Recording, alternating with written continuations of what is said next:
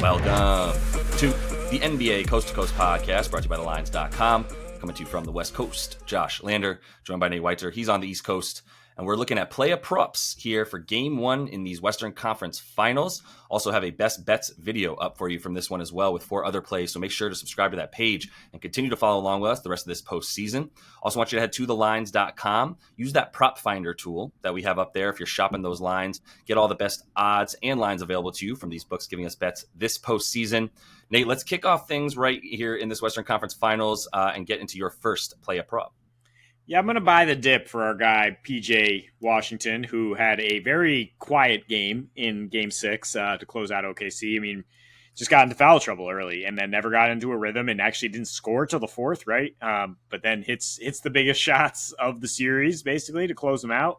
Had a fantastic series, and he's now at 19.5 PRA is the bet. I'm going to take it all here because it's 18.5 points, rebounds, and I think he's more of a reasonable threat to get, an assist than that would indicate. I mean, he's just been more involved as the third option here for Dallas. I mean, still not a ton of potential assists, 4.6 in these last 5 of that series, but it's third on the team. Like, he's still the third playmaker, 62 touches per game.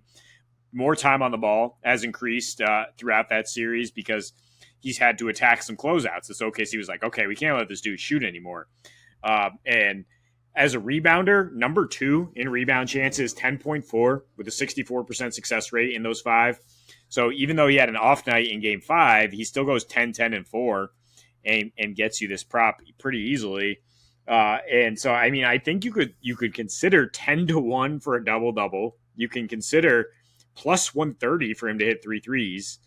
And then the RA is only at 7.5, which I guess takes a bit of a leap on the rebounds because I don't know how much we trust him to get assists. But Minnesota doesn't really crash that much early. They have a very low offensive rebound rate in the first half in these playoffs. They haven't shot particularly well either at home or in the first half, like 45%. So definitely enough rebounding opportunities. And I mean, is PJ going to be guarding Luka?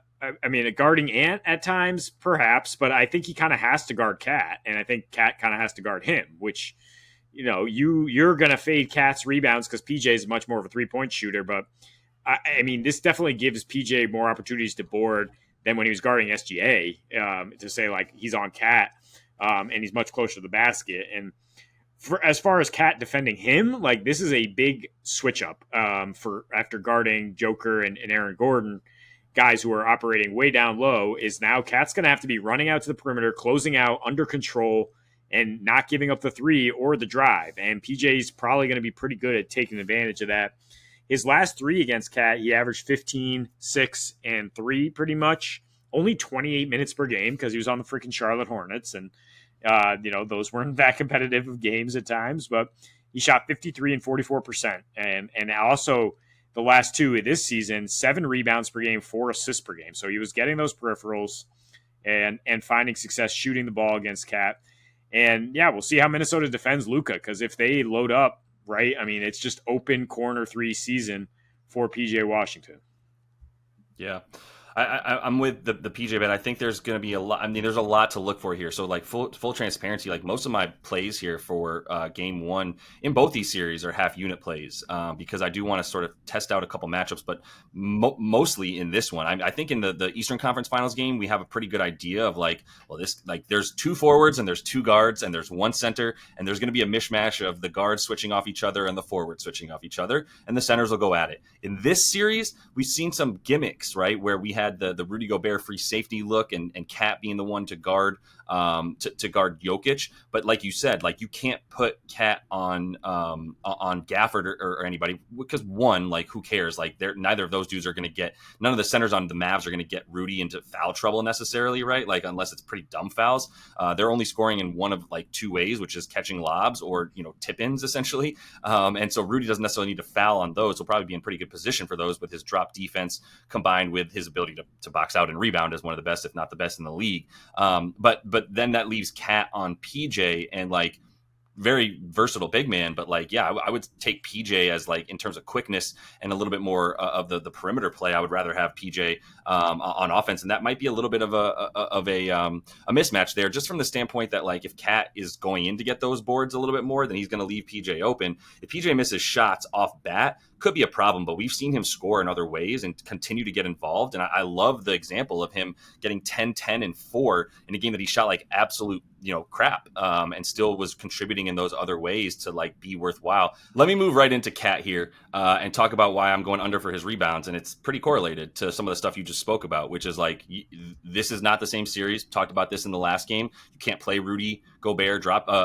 like sort of free safety defense now, because that means you're leaving PJ Washington open, or you're putting Rudy Gobert on like Derek Jones, which is it's just all bad. You can't pull him from the basket that much. Aaron Gordon was the perfect power forward for this team to play that type of defense, and they did. And I expect Finch to mix it back up into the way that they would normally play defense here. And so with that in mind, I took Cat under 8.5 boards, because I do think he's going to get pulled from the basket a ton. PJ Washington mostly plays on the perimeter and drives for his points, or obviously some tip-ins, but that will leave Cat a bit more out of position to get those boards. Whereas versus the Nuggets, it was a similar concept to what we've looked at in multiple series, like when OG was guarding Pascal or Joel Embiid. Well, those are guys with their back to the basket, and so now he's way closer to the basket. And who's the more likely guy to get a rebound if it's a short miss off of a 5 to 10 foot shot than the guy who just was defending him, right? All you have to do is turn around after you go up for the shot, and the ball should be coming right back to you. And there was plenty of those for Cat, and that gave him a lot of energy to keep going. But like, this one is not going to be the same thing. This is PJ shooting threes, and this is going to be a big matchup play here. So I do want to see how Finch comes out and how they play this, because there's a couple options that they have outside of just, okay, almost like a zone-ish style where it's like, okay, you have your man and maybe you need to follow him. But a lot of times you can just switch off and let guys go. Like if Cat is guarding PJ Washington and decides that he wants to let PJ go to the corner and somebody else needs to be there to guard him, then obviously he's a bit more in position. So this is another half unit play for him to go under for minus 120. But this is also a Dallas team that's become so much better at rebounding and so much better at paint play in general, however you want to talk about that. And the fact that they were really bad limiting power forwards. They were basically in the bottom 10, not basically, they were bottom 10 for the first part of the season in limiting power forward rebounds, jumped all the way up to 13th best by the end of the season there as well, which was a huge jump. It means that basically for the last like 30 games of the season, they were in the top 8 in terms of limiting power forward rebounds. And obviously, that's a huge part to do with PJ Washington. But I mean, look, it just also makes a huge difference when you don't have Dwight Powell filling in at center. Love you, savvy vet Dwight Powell. Can't get rid of him. He's always around. But like, obviously, there ain't no room for him in this series for a reason. And the two biggest pickups at the trade deadline are now the reason that this Mavs team is so much better down low. They haven't faced a true power forward yet, which is really interesting. There's not that much precedence in this playoffs. There was no Kawhi, which you can consider him a power forward if you want. He's a very good rebounder, so that would have been a helpful sort of use case for how PJ Washington did against him. Nothing there. Then you're talking about like, power forward, Jalen Williams, J-Dub maybe, and then when Jay Will came in, I guess he was kind of the power forward, but the Thunder don't have one, and that's why we talk about them needing to find a very competent shooting big man so that they don't lose space, but they're going to need somebody. So now we're coming in with Cat, who had a very good rebounding series against the Nuggets. I think that was the test that they gave him, was like, not only do you need to guard Jokic, but you need to turn around and get that board after it goes up as well, because Jokic is going to be going right for that offensive rebound. And that's just not going to be where he's at anymore. So pulling him from the basket, I mean, the Mavs' ability to make some shots here as well. Obviously, we need their others to come through a bit more, which we're a little bit weary of in game 1, I think, for the Mavs. But either way, like, this is still a situation where I think that this could easily be a 7.5 rebound prop for him. And the fact that the implied probability is juiced all the way down, like even on FanDuel, it was already down to like minus 130 or so for him to get this number. So most of the books don't think it's likely for him to get it. I'm on board with that. And I think the positioning of everything will kind of play out this way. I'll tell you what is likely is that he gets into foul trouble at some point. And that is fantastic news if you have any kind of Cat under. Going up against Luka, I'm sure he'll find a way to get a couple on Cat, or Cat will just find a way to get some on himself. So, that could be the biggest factor here in terms of that. But I'm going to also go under for Rudy Gobert points, 12.5. Pretty good odds at DK. And, I mean, he just averaged 10 in that series against Denver after, piling it up against Phoenix, which is to say, like, I mean, Phoenix is the most disorganized, like, terrible, heartless, lacking heart defense.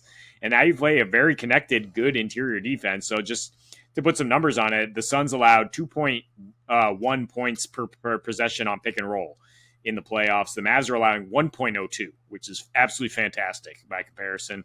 Suns also allowed the highest frequency of putbacks, and Dallas is fourth lowest in these playoffs. So they should, turn the water off on Rudy's very limited offensive skill set, which is to say those two things. The fact that 2 of his 3 field goals in Game 7 were just like pulled out of the absolute luck box of like you would not make that shot 25 times with no one on the court in 20 tries, Rudy. So that's why we're getting some good value here. I mean, that dragged him to 13 points. He only shot 55% at the line in that series against Denver on 4.8 free throw attempts, 3 games where he got 2 attempts or fewer and made 0. So I don't know like where you're relying on points here against Dallas, which has just been really good on the interior. Like I said, allowing 59% at the rim in that last series. He averaged 12 and 13 against Dallas 2 years ago in the playoffs. That was when they were guarding him with DFS, if you remember, Dorian Finney-Smith and Maxi Kleber. And just another example of Rudy like not being a big enough offensive threat in the playoffs for teams to like have to worry about him.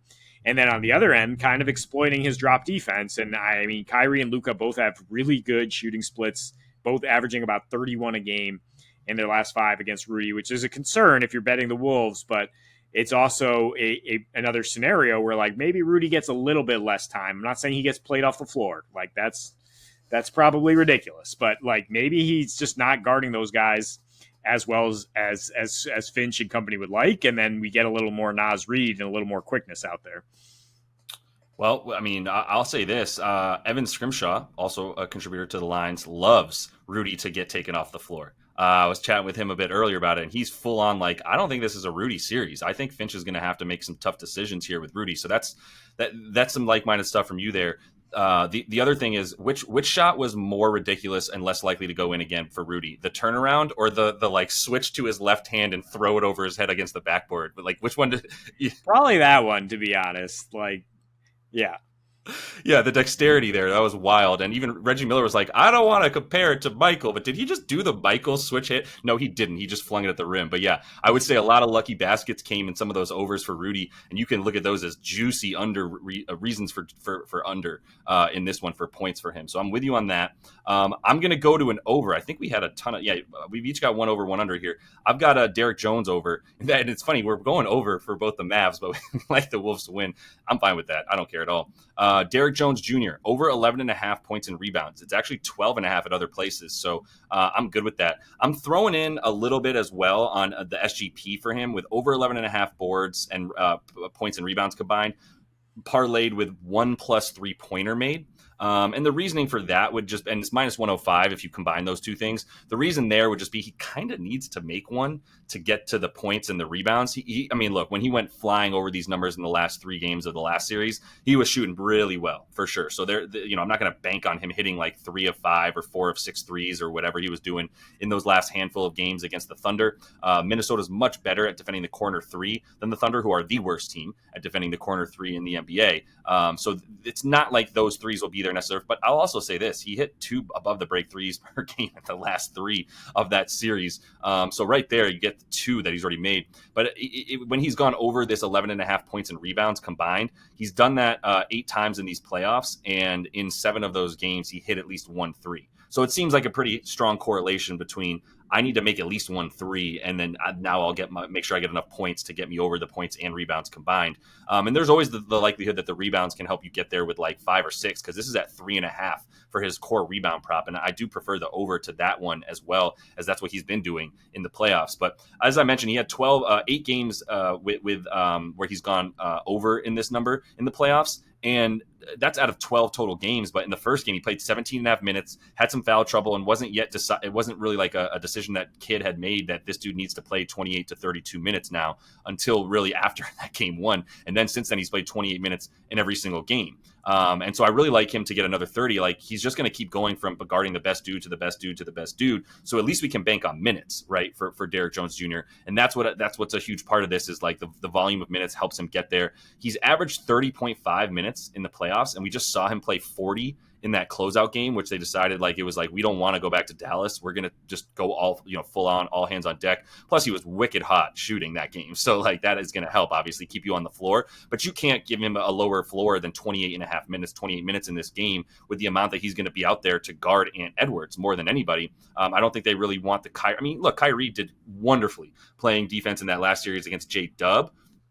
I mean, Ant's clearly a much better player. As much as we both like J-Dub on offense, like Ant is it. You can't necessarily just have Kyrie on the alpha of the other team, whereas you can sort of have him on a dude who's the 1B in that sense, right? And so I don't think that matchup works out. Once again, this is another half unit play on each of these because I do like the SGP, but it's not like I'm going crazy with 1.5, 2 units total on a Derrick Jones bets here because I need to see a little bit more of like Ant has made clear he wants to guard Kyrie.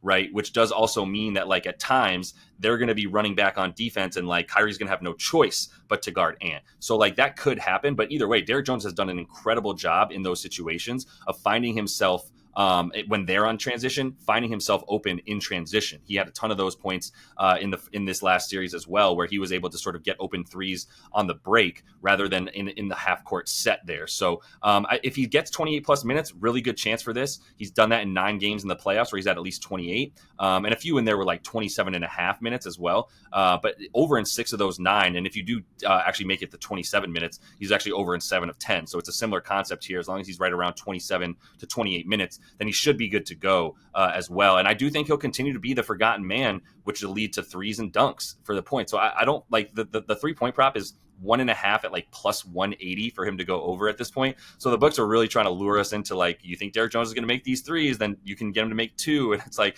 that's just an alt bet for me. That shouldn't be the core line. I'm good on that. But for the 1-3 on what I surmise to be 5 to 6 attempts, because he has to take those shots if that's the best shot for Dallas. And we've seen that be the case. Like we've seen Luka yell at his teammates for not taking the shot because that's what he wants them to do. So that's what he did in the last 3 games. And I'm going to continue to believe in his ability to do that because as good as Minnesota is on defense, you can't guard everybody like that, and you're going to have to actually leave him at times to help out on Luka and Kyrie. So I think he'll still be a big beneficiary of that, and this 12.5, 13.5 points and rebounds should be about what we see, but 11.5 is still a great over for me. Yeah, and if Ant's on Kyrie, then who's on DJ? It's Mike Conley. It's the weakest defender for the Wolves, right? So, I mean, that's why it's good to get the rebounds in there, too, because he's got to crash, he's got to attack. I think Conley can close out on him, and he might not get a ton of 3-point attempts, maybe 4 or 5, but he should be able to get stuff going towards the basket and get those points and rebounds for you.